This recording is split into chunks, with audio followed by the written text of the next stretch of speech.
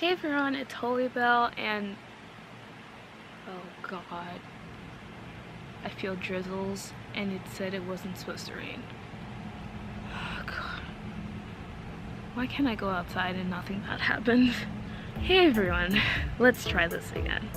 Today's video is pretty much just going to be 5 things that I learned in college. I haven't been in college for that long, at least 4-year college for that long, but I have to say the difference between that and community college is, well, depending on where you go actually, is very big. And two, there are some things or habits you really need to change to make sure that you adjust well and, you know, just enjoy your school career. So I'm just gonna start off this list because it's kind of about to pour. I don't want to be out here when it's pouring. And yeah, so number 1 is know who you really are as a person. I'm not gonna lie, I'm pretty much a hermit. If I didn't have to go outside, I wouldn't. But I have class that's in a building that's like 8 minutes away, and I really have to rush because I'm always late. If you know me in real life, you know I'm always late or too early. It's never usually early. But anyway, make sure you know who you really are and adjust your schedule that way. I'm okay with 8 a.m.s. I'm perfectly fine with 8 a.m.s as long as they're interesting to me. I once took an art class at 8 a.m. Let's just say it didn't end well. I like art. I'm just not an artist. So, yeah, no. Please, just really look down and say, yeah, there's no way that's happening for me because it's just not who I am and it's just not gonna go. So, that's a big one. Number 2.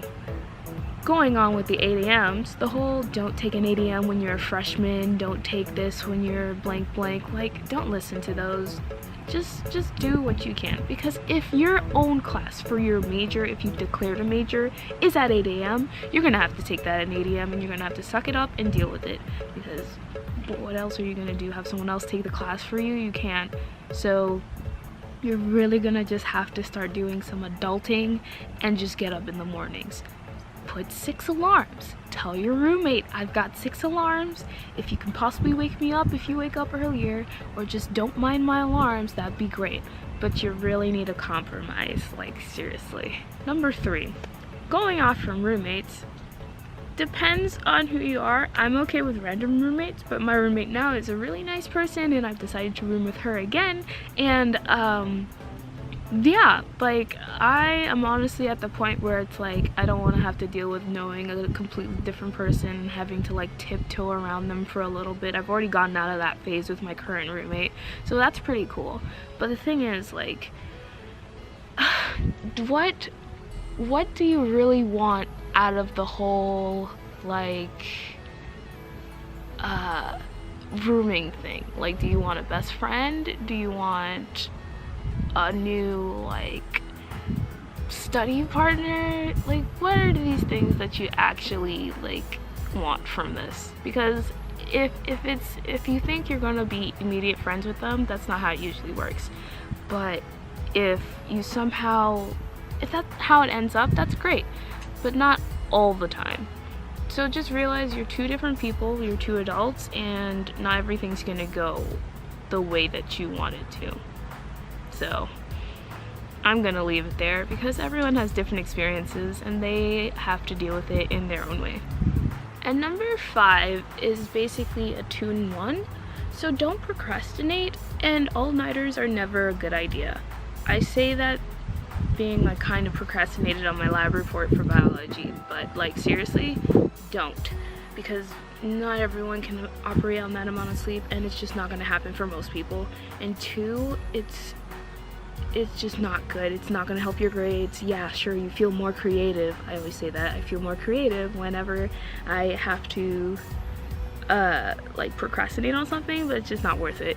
It's like, yeah, you're definitely more creative on that one English paper and you got an A that one time, but that doesn't mean it's going to happen every single time. So don't count on that, and don't count on it if it worked for you throughout high school or throughout your old, like, community college and whatnot. And now that I think of it, 5.5. whatever you thought worked in a community college is not always going to work at a four-year university. Not saying that they're completely different things, and well, they kind of are, but not saying that they're like two different universes. But at a four-year, you're going to have 300s and 400 level classes, and they're going to be hard. There are going to be a lot more like content in it because they're assuming you're near your college, you're on the campus or something, and you've got time. They just assume you're a student and that's your full-time job, not all of your other responsibilities, which is most likely for people who go to community college at this time of where we are in these years. But like, yeah, you've got to adjust for that if you're transferring in, because not the same study habits will not work, honestly. And I tried it, and I had to like rework my entire thing, because just like studying for a little bit and then going home and then being at home and doing whatever I want and then studying for a little bit before I go to school, like that's not gonna work. I live on campus. My job is being a full-time student, and that's that. Anyway, this video is getting long as usual. But yeah, I hope that these tips kind of helped you out if you're even a senior going to college, a four-year, or going to a community college and hoping to transfer. If you're transferring from a community college to a four-year, or you're in a four-year college and you're just like trying to still navigate your way. It doesn't matter if you're a senior, a sophomore, freshman, or junior. Everyone, different classes, you got to figure out different ways of doing it.